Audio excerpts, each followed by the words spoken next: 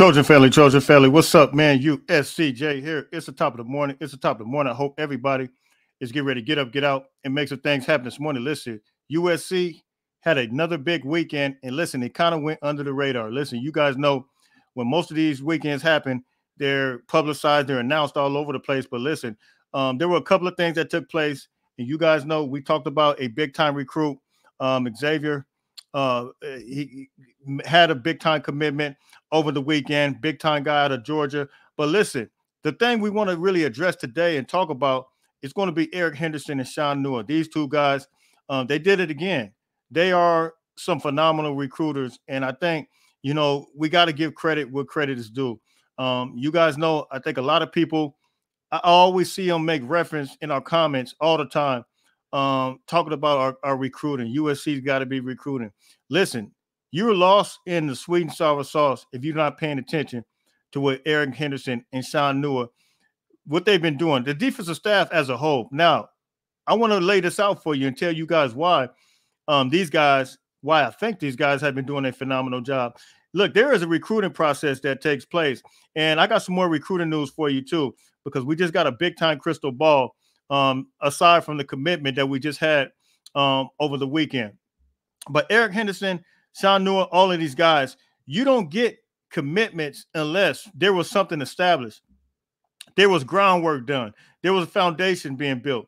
And we see that every time these coaches get in front of these individuals, these youngsters, they are able to have a strong recruiting pitch. And the recruiting pitch is so strong that they're able to secure this commitment. And there's so many things I want you guys to understand. Like when you're on a recruiting trip, I know this personally because of myself, but it's been a long time. But then, of course, my son, he had the recruiting process. But what happens when you're on a recruiting process trip, you are in front of coaches. You are not only in front of coaches, but they show you the film. They show you how you're going to work in the scheme. They show how the scheme is going to benefit you and how they can pull out of you to be the best possible player that you can be, based on that scheme, based on that coaching staff, based on the history that they're able to provide you as a youngster with. And I mean, it's unbelievable. And so when you look at Eric Henderson and when you look at Sean Newell, especially from a defensive line perspective, even guys like Isaiah Gibson, Justice Terry, those guys didn't just commit just to commit. And I know, there was quite a bit of frustration, but you guys got to look at the big picture.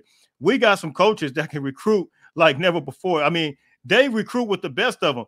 And when you're talking about going into places, and I'm gonna play a little clip from an interview that Eric Henderson was doing over the weekend, and it was a phenomenal interview. And so we will talk about that, and then we want to talk about this crystal ball. But I just want to want you guys to reflect back and really remember when you're talking about going to Georgia, because a lot of people place emphasis on California. Yes, USCJ thinks we need to stay home. We need to touch home. There are a lot of good players at home in California. But just to really remind you of what Pete Carroll did when he was at USC, like I said before, plenty of times, whether it was Buck Allen out of the state of Florida, USC's always got players, whether it was Nelson Aguilar. We know Nelson Aguilar was a big-time player. Whether it was Keith Rivers, guys like that out of the state of Florida.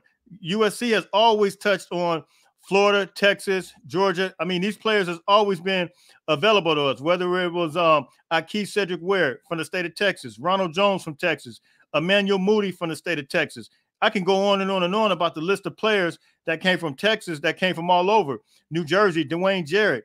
Of course, Mike Williams, he's one of the big-time guys out of Tampa, Florida as well. So USC has always recruited. That USC is a national brand. And I personally think that's the way that they're approaching it. They're approaching it from the national brand aspect of it.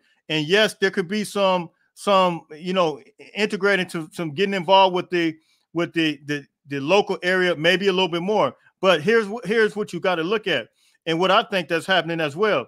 When you look at guys like Eric Henderson, when you know that he came from a place like the NFL, you got to know that when you look at talent, when you evaluate film, you got to think that I'm going after the best player, regardless of where they're from, regardless of what area they're from. And yes, I still think it's the big three. I think the big three still stands as is, which is California, Texas, California, Texas, and Florida. But I think close by, right there, is Georgia and Louisiana, because you guys know Joaquin Stewart, they got dogs in Georgia and Louisiana.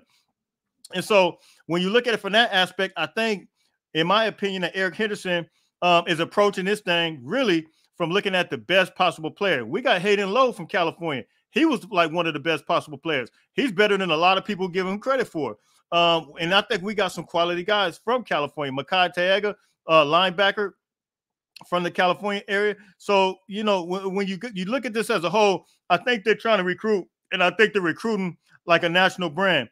And that's kind of where I think we are with it. And there are a lot of people that made out that suggested that a guy like Eric Henderson, he's only going to be here for a while, for just maybe a hot second. And, you know, he kind of addressed that. He kind of made reference to that in his interview. And I want you guys to take a listen to some of the things that Eric Henderson, had to say, because he's saying basically he can't look past anything right now. He's only focusing on what he's focusing on. And I can really kind of relate to that. Even here at this YouTube channel, I focus on what I focus on. I mean, I got tunnel vision. You know, when I start something, I just go hard at it. I don't know no other way. That's the way I've always been all my life. I go hard. And I feel like Eric Henderson is that same way. And I believe him when he says that he's not looking past anything. He's not even looking or thinking ahead of anything else other than USC. So I want you guys to listen to this clip, something that he said in reference to that, because I can identify to that. I can really understand where he was coming from. But listen to what Eric Henderson had to say. He was on this interview with this guy, Adam Breedeman, and this was a powerful, powerful interview. But listen to what he said in this interview. Let's go. What you do, right, the results will be there. And it's not just doing it to have success, it's doing it because you truly, genuinely care. I am where I am. I'm not looking past USC. I'm just not. I don't know how to work that way. And when that's your mindset, that's why good things happen for you. It was the exact same way with the Rams. I wasn't in LA looking at Detroit or looking at the next opportunity. And so I think that's the way you have to approach life, man. Like, you got to be where your feet are. I know people say that. That just means being focused, being locked in on what you're doing right now, the task at hand, finding out a way to dominate that. Yeah. And when you can do that, success comes with that. What's it? So can we just, for a minute, can we just listen? When authentic people come into our lives, especially me, myself, you know, I've always been the kind of person, I just want real people around me. I've always wanted that. And I've always kind of felt like that. And I've always wanted to be real with people. But they always have a saying that says, real recognize real. Let me tell you something. USCJ recognize real. I recognize that Eric Henderson is a real person. He's an authentic person. He's a person that you could trust his words. I believe every single word that he had to say in that video.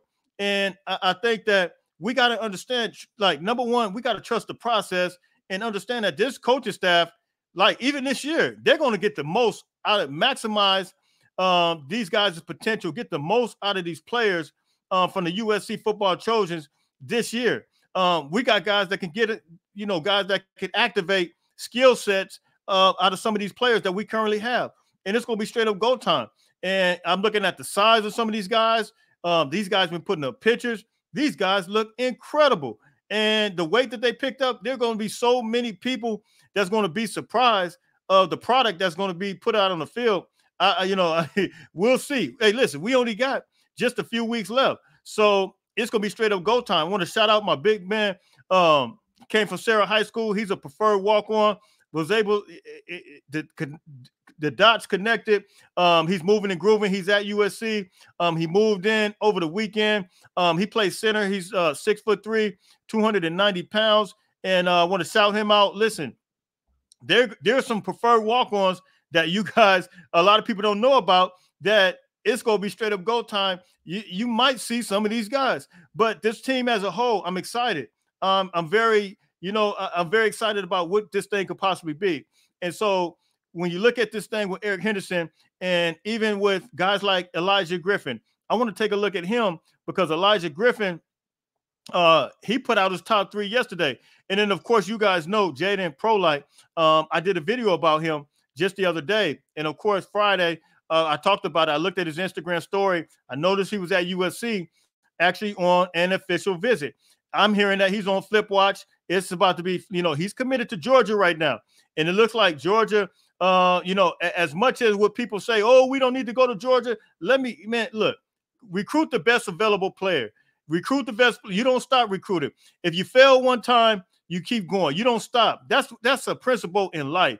We don't stop going just because one time we didn't get it. You know what? We got to go back to the enemy's camp and take everything that we want. We can. We got the authority, and I'm claiming it. And so I think that we can continue to do that, continue to move and grow, and it's going to be straight up go time. And I think he's on Flip Watch. Jaden Prolight.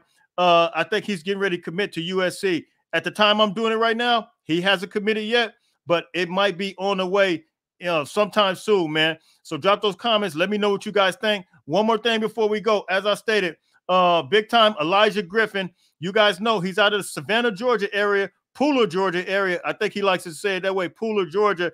I think it's a suburb of Savannah, if I'm not mistaken. But he put out his top 3 yesterday, and it's USC, Georgia, and Miami. Now, I like what Elijah Griffin is doing, and I'm gonna tell you why. Because Elijah Griffin, he's not making any hasty decisions like other guys are doing.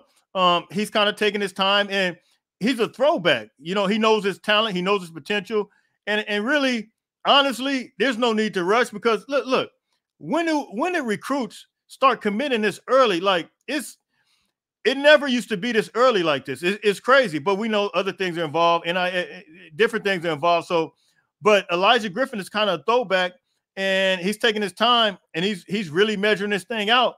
And I believe that he really has love for a guy like Eric Henderson, and I believe that's part of the reason why USC is in the mix, because he understands and he sees the master developers. He's making a football decision, just like I told you about Riley Pettyjohn. I think he made a football decision based on the linebacker play that was at Ohio State, and I think that he's moving and grooving. We'll see what happens with a guy like Elijah Griffin. USC could possibly be involved with this thing all the way to the end, and they are involved with it all the way to the end, but to the end, to the point to where Elijah Griffin makes a commitment. I'm out of here, man. You guys already know where you can find me. It's going to be USCJ32 on Instagram, USCJ32 on Twitter. Listen, happy Monday to everybody. Everybody stay blessed. Don't forget, fight on, fight on, fight on.